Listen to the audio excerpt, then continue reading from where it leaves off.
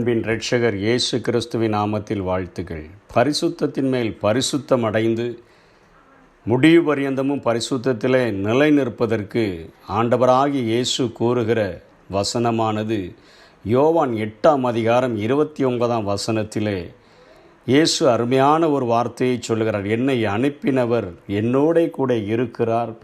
பிதாவுக்கு பிரியமானவைகளை நான் எப்பொழுதும் செய்கிறபடியால் அவர் என்னை தனியே இருக்க விடவில்லை என்றார். என்னை அனுப்பினவர் என் பிதா என்னோடு கூட இருக்கிறார், எப்பொழுதும் என்னோடு கூட இருக்கிறார். அவருக்கு பிரியமானவைகளை நான் எப்பொழுதும் செய்கிறபடியினால் அவர் என்னை தனியே இருக்க விடவில்லை என்று சொல்லுகிறார்.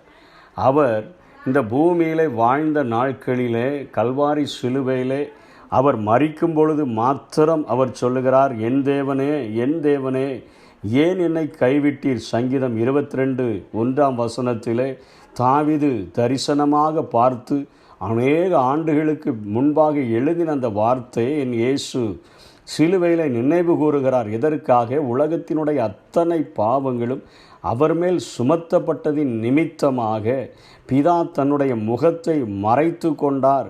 அவருக்கு பிரியமானவைகளை நான் செய்த போதிலும் இப்பொழுது உலகத்தினுடைய அத்தனை பாவங்களும் என்மேல் சுமத்தப்பட்டபடியினாலே அவர் தன்னுடைய முகத்தை மறைத்து கொண்டார் என்பதை உணர்ந்தவராக அங்கே ஆண்டவர் என் தேவனே என் தேவனே ஏன் என்னை கைவிட்டீர் என்று சொல்லுகிறார்.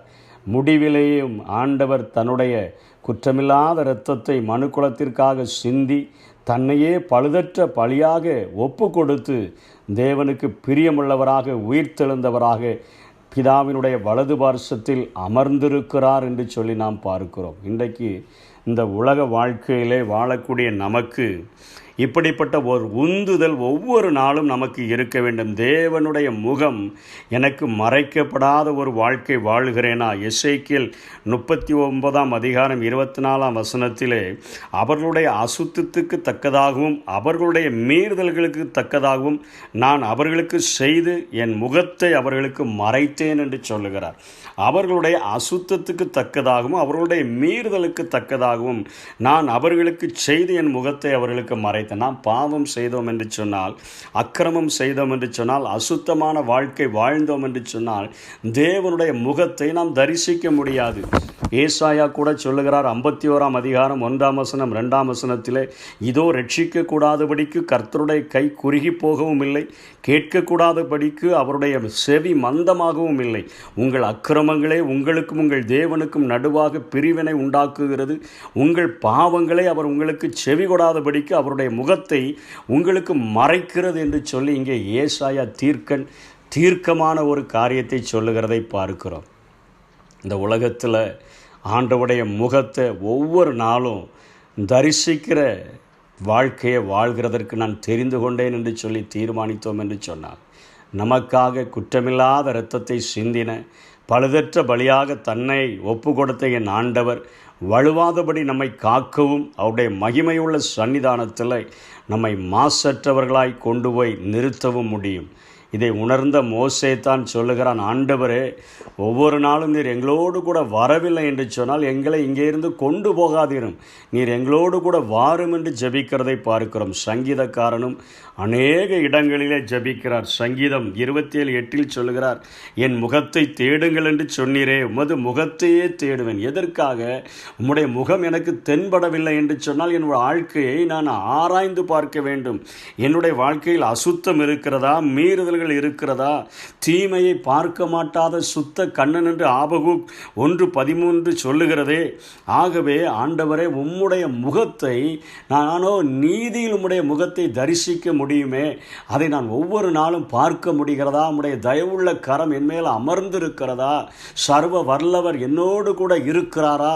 அவருடைய ரகசிய செயல் என்னுடைய கூடாரத்தில் இருக்கிறதா என்பதை ஒவ்வொரு நாளும் ஆராய்ந்து பார்க்கிற ஒரு வாழ்க்கை வாழும்படியாக வேதம் நம்மை அழைக்கிறது. என் முகத்தை தேடுங்கள் என்று சொன்னீரே, உமது முகத்தையே தேடுவேன் கர்த்தாவே, உமது முகத்தை எனக்கு மறையாதையும், நீர் கோபத்துடன் உமது அடியனை விலக்கி போடாதையும், நீரே எனக்கு சகாயர். இந்த உலகத்தில் உண்மை எல்லாம் எங்களுக்கு வேறு யாருமே இல்லை, ஆனால் நீர் ஒருவர் எங்கள் கூட வந்துட்டா இந்த உலகத்தில் வேறு யாரும் இல்லாட்டாலும் நாங்கள் மரண இருளின் பள்ளத்தாக்கில் நடந்தாலும் பொல்லாப்புக்கு பயப்படும். தேவரீர் என்னோடு கூட இருக்கிறீர், உமது கோலும் உமது தடியும் என்னை தேற்றும் என்று சொல்லுகிறதை நாம் பார்க்கிறோம்.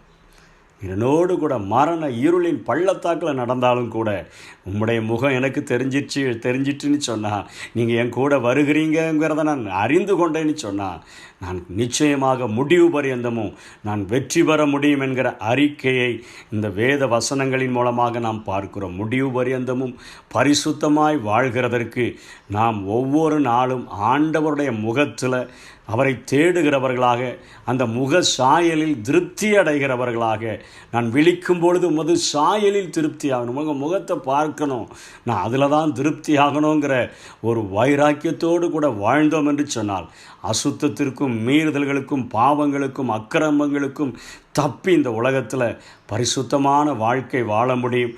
அப்படிப்பட்ட கிருபைகளை தேவன் நமக்கு தந்தருள்வாராக. ஆமென். இனியும் உம்மை கேட்பேன், நீர் சொல்வதை நான் செய்வேன், என் கூட பேசுங்கப்பா,